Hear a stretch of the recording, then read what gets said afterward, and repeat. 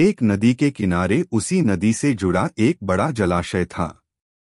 जलाशय में पानी गहरा होता है, इसलिए उसमें काई तथा मछलियों का प्रिय भोजन जलीय सूक्ष्म पौधे उगते हैं। ऐसे स्थान मछलियों को बहुत रास आते हैं। उस जलाशय में भी नदी से बहुत सी मछलियां आकर रहती थी। अंडे देने के लिए तो सभी मछलियां उस जलाशय में आती थी। वह जलाशय लंबी घास व झाड़ियों द्वारा घिरा होने के कारण आसानी से नजर नहीं आता था। उसी में 3 मछलियों का झुंड रहता था। उनके स्वभाव भिन्न थे। अन्ना संकट आने के लक्षण मिलते ही संकट टालने का उपाय करने में विश्वास रखती थी। प्रत्यु कहती थी कि संकट आने पर ही उससे बचने का यत्न करो। यद्दी का सोचना था कि संकट को टालने या उससे बचने की बात बेकार है, करने कराने से कुछ नहीं होता, जो किस्मत में लिखा है वह होकर रहेगा। एक दिन शाम को मछुआरे नदी में मछलियां पकड़कर घर जा रहे थे। बहुत कम मछलियां उनके जालों में फंसी थी। आंख उनके चेहरे उदास थे। तभी उन्हें झाड़ियों के ऊपर मछलीखोर पक्षियों का झुंड जाता दिखाई दिया। सबकी चोंच में मछलियां दबी थी। वे चौंके। एक ने अनुमान लगाया, दोस्तों, लगता है झाड़ियों के पीछे नदी से जुड़ा जलाशय है, जहां इतनी सारी मछलियां पल रही हैं। मछुआरे पुलकित होकर झाड़ियों में से होकर जलाशय के तट पर आ निकले और ललचाई नजर से मछलियों को देखने लगे। एक मछुआरा बोला, आहा, इस जलाशय में तो मछलियां भरी पड़ी हैं। आज तक हमें इसका पता ही नहीं लगा।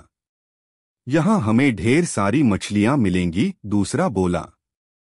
तीसरे ने कहा, आज तो शाम घिरने वाली हैं। कल सुबह ही आकर यहां जाल डालेंगे। इस प्रकार मछुआरे दूसरे दिन का कार्यक्रम तय करके चले गए। तीनों मछलियों ने मछुआरे की बात सुन ली थी। अन्ना मछली ने कहा, साथियों, तुमने मछुआरे की बात सुन ली। अब हमारा यहां रहना खतरे से खाली नहीं है। खतरे की सूचना हमें मिल गई है। समय रहते अपनी जान बचाने का उपाय करना चाहिए। मैं तो अभी ही इस जलाशय को छोड़कर नहर के रास्ते नदी में जा रही हूं। उसके बाद मछुआरे सुबह आए, जाल फेंके मेरी बला से। तब तक मैं तो बहुत दूर अटखेलियां कर रही होंगी। प्रत्यु मछली बोली, तुम्हें जाना है तो जाओ, मैं तो नहीं आ रही। अभी खतरा आया कहाँ है, जो इतना घबराने की जरूरत है। हो सकता है संकट आए ही न। उन मछुआरों का यहाँ आने का कार्यक्रम रद्द हो सकता है रात को उनके जाल चूहे कुतर जाएं, हो सकता है उनकी बस्ती में आग लग जाए, भूचाल आकर उनके गांव को नष्ट कर सकता है, या रात को मूसलाधार वर्षा आ सकती है और बाढ़ में उनका गांव बह सकता है। इसलिए उनका आना निश्चित नहीं है। जब वह आएंगे तब की तब सोचेंगे। हो सकता है मैं उनके जाल में ही न फंसूं। यद्दी ने अपनी भाग्यवादी बात कही, भागने से कुछ नहीं होने का। मछुआरों को आना है तो वह आएंगे। हमें जाल में फंसना है तो हम फंसेंगे। किस्मत में मरना ही लिखा है तो क्या किया जा सकता है। इस प्रकार अन्ना तो उसी समय वहां से चली गई। प्रत्यु और यद्दी जलाशय में ही रही। भोर हुई तो मछुआरे अपने जाल को लेकर आए और लगे जलाशय में जाल फेंकने और मछलियां पकड़ने। प्रत्यु ने संकट को आए देखा तो लगी जान बचाने के उपाय सोचने। उसका दिमाग तेजी से काम करने लगा। आसपास छिपने के लिए कोई खोखली जगह भी नहीं थी। तभी उसे याद आया कि उस जलाशय में काफी दिनों से एक मरे हुए ऊदबिलाव की लाश तैरती रही है।